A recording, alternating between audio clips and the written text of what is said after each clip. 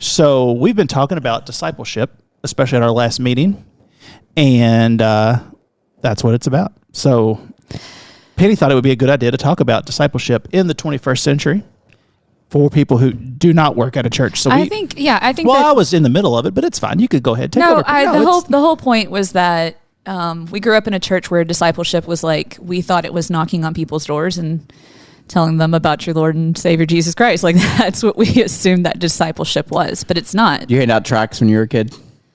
Did your church do that? So did your church do that? No. Do you know what we did? We did it. They tried to do it in college, and it was like, this is not. Yeah. No, this is bad. It's not effective. And I think at church it's a lot easier because discipleship is what we do. Mm-hmm. And for every other person, it's like, what are we expecting of them? And is it a sin to not tell others about Jesus? I mean, really, it was a command from him. So, yeah. Okay. I was going to say, we're looking at Jeremy. I was going to say, I think they're two different issues. All right. But I think the hard part about discipleship. So, I mean, then this all got stemmed from, we've started a staff discussion about how we make disciples, what discipleship looks like. And I think when I was thinking about it, like, we can study the Bible and it's going to be good and there's going to get lots of good stuff we can discuss. But I think what's hard about it in our culture is we don't have a model for it, whereas in their culture they would have.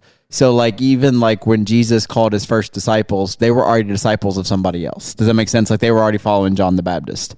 And in their culture, like, one of the highest honors was to be the disciple of a rabbi. Like, you like wanted your kids to like be that. Does that make sense? And so, like, it was a regular model already in place of what it looks like to basically abandon everything to follow a person. And in our culture, that just doesn't, like, even though we've talked about it and we've grown up in church and all that stuff, that idea doesn't totally exist. So it's hard to sometimes formulate like what biblical discipleship was, especially with Jesus, to how it applies to our culture. Not that we can't get there, but it's a hard discussion. Does that make sense? Like, I mean, these people literally abandoned everything to go and follow whoever their rabbi or teacher was. And that would have been their understanding of discipleship, but that also wasn't uncommon then. Like, and this is going to sound really bad. Like, if you took the biblical idea of discipleship, of someone abandoning everything, family, friends, workplace, all of that stuff, to go follow somebody, to be a disciple, like, the best probably modern example of that we probably have would be like in cults, where like people like basically like walk away from everything to follow this person. And obviously I'm not trying to take what Jesus did and compare it to cults. I'm just saying that's the closest model we would have to what actually happened in the first century. So the thing we have to do is then say, okay, within our culture, how do we make that work? You know, how do we actually do that in a way that's helpful to people, but also showing them who Jesus was, without saying like, basically you have to give up everything and just go and like follow this person. Okay, so how do we do that? I don't know. I think that's part of, I think that's the whole thing. That's why it's a hard discussion. Is I think that, and I think discipleship looks differently. I think that, you know, one of the things we talked about is it's not a one size fits all for everybody. I think following Jesus is like, Jesus is very clear what it looks like to follow him as far as like what he taught and the way he treated people and all that. I think it's much more difficult to figure out what that looks like for individuals. And I think that, you know, even within, you know, the world we find ourselves in, that's going to look different in different places in the world, depending on cultural norms and all of those type of things. So, well, we also live like in a time where Jesus' name is at least out there. Do you know what I'm saying? So it's not like we're telling people who don't know who he is. Yeah. So that makes it a little bit even harder discussion to have with someone. Well, and I think the whole point of making a disciple is to try to find somebody to follow Jesus. And I think that's where I was saying the hard part is, well, what does that look like? Because following Jesus in the first century, specifically what we see in Matthew, Mark, Luke, and John, is literally you just follow that person. Like you go wherever they go, you do whatever they do. And I think we can do that as far as like trying to do what Jesus did and emulate him in our lifestyles. But what does that actually look like? You know? Right. So discipleship, the way that I see it, it's through our actions, through our words, how we treat others. It's just the idea of living more like Christ, right? So, but should we be doing a more direct approach? Like, is that an actual thing? Like, should we be like, have you heard about Jesus? Like, is that an actual thing people should still be doing? Well, I think that goes into, again, cultural norms of, so for example, where we live, okay, everybody's heard about Jesus. We live in the Bible Belt. Now there are parts in America it would be hard to find, but in the Northeast and specifically like Northeast and also in like the Northwest, where church is not the norm in those cultures necessarily. Like Northeast is probably more like mainline, and there are churches there and they know about church, but they just don't go. The Northwest is more progressive, so it's a little different. But where we live, so for our context, it's hard to find somebody that doesn't know about Jesus. It's just hard. The hard part is that they've probably been given a bad version of Jesus, or like they've had church hurt. Does that make sense? And so overcoming that stuff is probably the bigger obstacle than actually like trying to like proselytize somebody for Jesus, if that makes sense. And I'm not saying they don't exist. I'm just saying that's probably few and far in between, that you're going to find somebody that doesn't at least know like what Jesus was about. Well, I think what Penny, part of what she was getting at, because it was in the text, was, so I would say, and then this is just America-centric, but most people have heard the name Jesus, and you get kind of a little thing when you hear about him, like you hear Buddha and you hear whatever. People have heard these things, but when people don't, you don't really run across so many people anymore who are just like, do you have a minute? I could talk to you about Jesus. And I mean, I think that is more of what she was getting at. Like, is that at all a good idea? Because to me, it seems having no relationship with someone and just leading off hot with that seems like the best way to go, lead them the other way. Yeah, I think that there's two parts to that. So I think the first one is most people that have success in what I would say is, and again, we're also talking about evangelism and discipleship. Those are two different things. Yes. Okay. So like evangelism is getting somebody saved. Discipleship is now, I mean, it kind of goes into my sermon on Sunday a little bit. Like, I think a lot of us are very comfortable with calling Jesus our savior, because somebody can save you and then walk away. Do you know what I'm saying? Like, oh, you saved me. Mm-hmm. Now I'm good. But then when you refer to Jesus as like a king, or like for the first century as like our rabbi, our teacher, the person we now are following and listening to, that becomes a much harder conversation. Does that make sense? So I think that's why I say it's kind of two different conversations. Because evangelism is not necessarily discipleship, and discipleship is not necessarily evangelism. Because we can evangelize people, tell them about Jesus, do the awkward, hey, you got a minute? I want to tell you about my Lord and Savior, Jesus Christ. And I don't think we should not do that. I just don't know the success rate of that versus building a relationship with somebody. I would guess it's much lower. Yes. But then the flip side of, just because we get somebody to, and I think this is going to be a much bigger conversation. Well, good. We got time. I think that the hard part is, so we all grew up in church. Mm-hmm. Okay. So growing up in church, what we would have said a good disciple is somebody that's at church Sunday night, Wednesday night, volunteer meetings, on a board or an eldership or a deacon, and they're given 10% of their income, if not more, to the church. And don't forget revival. Yeah, that would make a good disciple. But what we've learned is that actually didn't necessarily translate to actually making a good disciple. Like for example, so this goes into money, even though it's not discipleship. So Jesus talks a lot about money, okay? And like your treasure on earth and all that stuff. Jesus doesn't actually talk a lot about giving to the church, okay? Because the church as we know it now would have been a foreign concept in their first century world. Not that I'm saying Jesus didn't have the foreshadowing that like we would eventually have what we have now, but does that make sense? Like it wouldn't have been... Mm-hmm. But yet, like, I mean, there's even churches like recently, and again, I'll probably get in trouble because people will probably put pieces together, like where it's like their whole thing now is about this generosity of their people. And like they use language to make it sound like we're talking about, discipleship, but actually what we're talking about is building big buildings, right? And I think that's where people get like, okay, like we're using language that sounds good and pure, but then when you actually listen to what they're saying, like it's not that it's not good and pure, like that they're not trying to grow the church or whatever, but it seems funny that that's what we're calling discipleship versus actually like getting people to actually like try to reach people through not just evangelism, but actually following Jesus by the way that they live, Yeah. So, and like I said, that's always the hard part of the conversation, because we grew up with the model of this is what a disciple looks like. And I'm not sure the model we grew up with, what a disciple looks like, is actually a good model.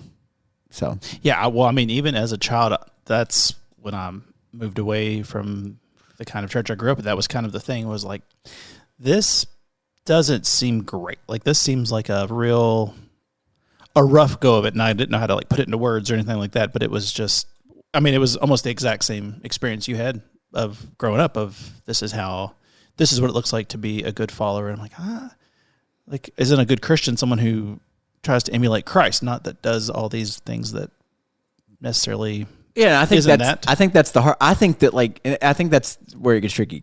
I think all of the things I said are good. I think going to church is good. Yeah. I think giving to your church is good. I think all of those things are good. And I think that those are in some ways part of discipleship because Jesus wants us to be a part of the body. And Jesus wants our possessions and our money not to have control over us and all that. Like, that's all good part of the conversation. But I don't think if that is in and of itself the end goal of discipleship. Does that make sense? Mm-hmm. And I think we grew up in a model where it's like, hey, if this person's at church all the time and they're teaching Sunday school, they're probably a really good Christian. And then then you find out actually they treat people really terribly at work, or news story after news story coming out, or they're racist, or they're there's just stuff that's like, okay, we thought this, but then okay, that actually probably isn't the best model. So that's where I think too, it goes back to the question of what are we making? We want to make disciples, but disciples of what? And I think if we can say, okay, well, obviously the answer in a church is we're disciples of Jesus. Okay, well, and I think that's the value of what we're doing now as a staff is, but what does that actually look like to be a disciple? Because if I just want to make somebody come to church or give money or, even proselytizing, like save a bunch of people, like, yeah, those are all parts of it, but that's not in and of itself the same thing.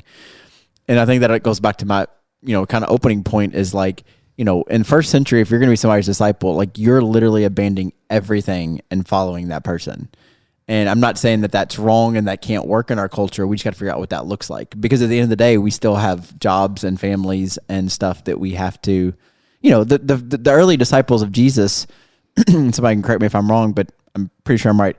I mean, number one, they were teenagers. Like they thought John was like a kid, like literally a kid. They thought Peter was like an old man because he might have been like 20. You know what I'm saying? Like, and all that stuff. So these were also like people that didn't have a lot of stuff like that they, we see these guys leave their fishing jobs. Well, they were working for their dad. You know what I'm saying? It wasn't like that they had like this career where they got to provide for their family and kids and all this stuff. Right. So it was easier for them. And I'm just saying that's like the bigger context of the picture is like we use that language of like drop your nets and follow Jesus. Okay, well, that's easy when you're 17. Mm-hmm. That's much easier when you have kids and responsibilities. And I'm not saying you don't still do that. I'm just saying, what does that look like to drop your nets at 40 versus being a 17-year-old, that doesn't have anything, responsibilities or anything like that. So does that all make sense? Any follow-up questions? Yeah. No. You are both just like looking down, like, so I tried to. No. I was taking it in. Yeah. I was just taking it in. It's a little bit more complex than I guess that it seems to be. Like, it's not just about, like, I guess I do see the difference between discipleship and evangelism. Like, it's different. Yeah. So. And I think the problem is a lot of us stop at evangelism and think we did discipleship. Yes. And we actually haven't. And at the same time, a lot of people, like, are disciples. Like, they know the Bible, like, and they can quote scriptures to you all day long. And so, like, what we would view as, like, this really, like, you know what I'm saying? Like, foundational person.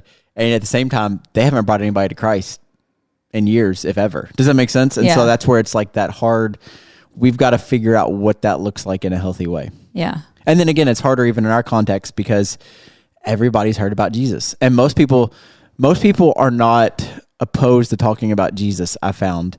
They're opposed to church and they're opposed to like what they think that's going to look like and require of them. And some people don't want to have the conversation because they think if I start following Jesus, that means I got to give up all my Sundays and I got to give up my Wednesday because that's what we grew up with. Yes. Like that's what we thought. Like that was normal to us three around the table. That wasn't normal to all my friends of like, you go to church 3 times a week.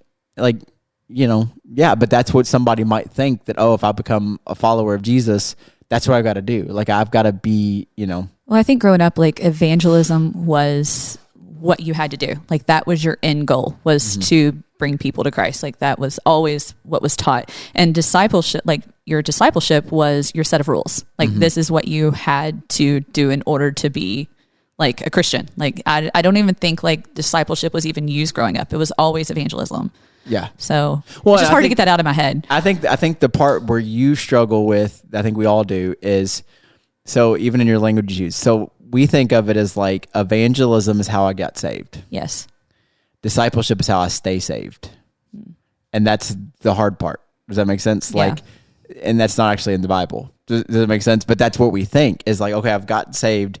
So now I've got to prove to Jesus that I've actually earned my salvation, my grace.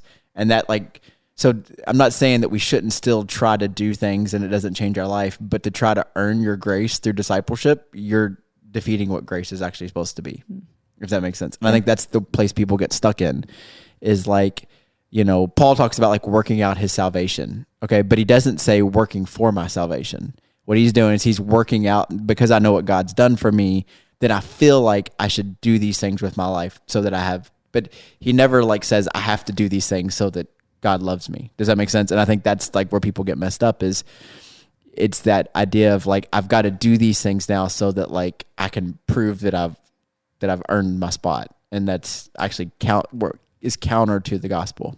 Well, I think in the situation I was, it seemed like most of it was treated like some kind of, it was like a soul capture the flag kind of thing where you just like went out and you tried to find somebody, you bring them back in. Yeah. They're saved, move on. Don't even have to talk to that person ever again. Once you're like, one for us. Yeah. Next, and you don't have any relationship with that person. No. You don't have any relationship with God. You just, okay, another point. And then, and they would bring up, there's parables and stuff like that they would say, well, it's just because like this. And if you don't, if you get saved and you don't bring anybody else, that doesn't really count, like that kind of thing. Yeah. So it was like a game that you really couldn't win.